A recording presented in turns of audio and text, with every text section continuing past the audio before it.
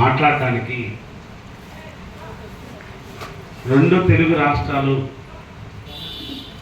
Doctor కోయికోటేశ్వరరావు గారి సభలో ఉంటే బాగుండు అని కోరుకునే గొప్ప మహావక్త డాక్టర్ కోయికోటేశ్వరరావు గారు మాట్లాడుతున్న సందర్భంలో ఈరోజు ఆయన ముందు నాకు అవకాశం రావడం నన్ను అదృష్టంగా భావిస్తున్నాను. పుట్టింది ఆంధ్ర ఆయన, ఒంగోలులో ఒక మారుమూల పల్లెలో ఒక అంటరాని అమ్మగన్నటువంటి ఒక ఆణిముత్యం డాక్టర్ కోయికోటేశ్వరరావు ఒంగోలులో పుట్టి ఉన్నత విద్యను అభ్యసించి తెలుగులో అనర్గళంగా ఏ అంశాన్నైనా సరే పరిశోధించి అద్భుతంగా మాట్లాడగలిగిన వక్త నేను వినబోతున్నాను కూడా. పుట్టింది ఆంధ్రాలో, తన ఉద్యోగం మొత్తం తెలంగాణలో. తెలంగాణ ఉద్యమానికి, ప్రత్యేక ఉద్యమానికి గొంతుకై నిలిచినటువంటి ఏకైక ఆంధ్రుడు డాక్టర్ కోయికోటేశ్వరరావు. అందుకనే నాడు కేసీఆర్ అర్ధరాత్రి ఫోన్ చేసి తెలుగు మీద అనుమానాలు ఉంటే నివృత్తి చేసుకున్నా, నేడు రాష్ట్ర ముఖ్యమంత్రిగా ఉన్నటువంటి రేవంత్ రెడ్డి తెలంగాణ సాంస్కృతిక సలహా మండలి సభ్యుడిగా నియమించిన నిజంగా అన్నకి దక్కిన గొప్ప గౌరవం. అది తెలుగు వాళ్ళంగా మనం అందరం గౌరవించాలి, గర్వించాలి. అటువంటి వక్త ముందు నేను ఒక కవి అంటాడు, చంద్రుని వెన్నెల చల్లదనం,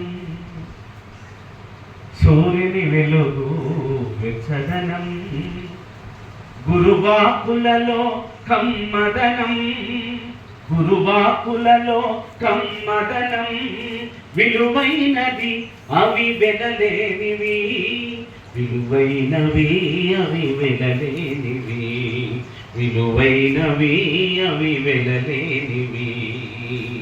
చంద్రుని వెన్నెల చల్లదనం, సూర్యుని వెలుగు వెచ్చదనం, విశ్వం ఎంతో విశాలము, తరగని గని విజ్ఞానము, విశ్వం ఎంతో విశాలము, తరగని గని విజ్ఞానము, విశ్వజ్ఞానం తెలియాలంటే, విశ్వజ్ఞానం తెలియాలంటే విధిగా విద్యను నేర్వాలి, విధిగా విద్యను నేర్వాలి.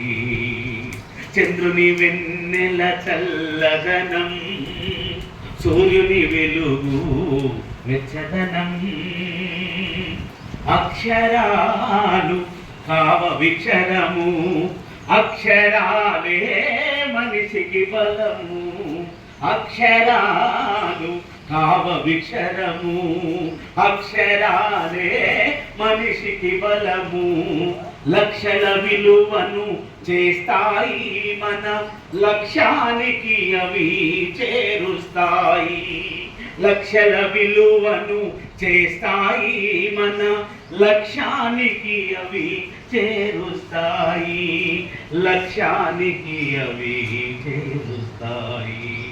చంద్రుని వెన్నెల చల్లదనం, సూర్యుని వెలుగు వెచ్చదనం, గురువాకులలో కమ్మదనం, గురువాకులలో కమ్మదనం, విలువైనవి అవి వెలలేనివి, విలువైనవి అవి వెలలేనివి, విలువైనవి అవి వెలలేనివి, విలువైనవి అవి వెలలేనివి.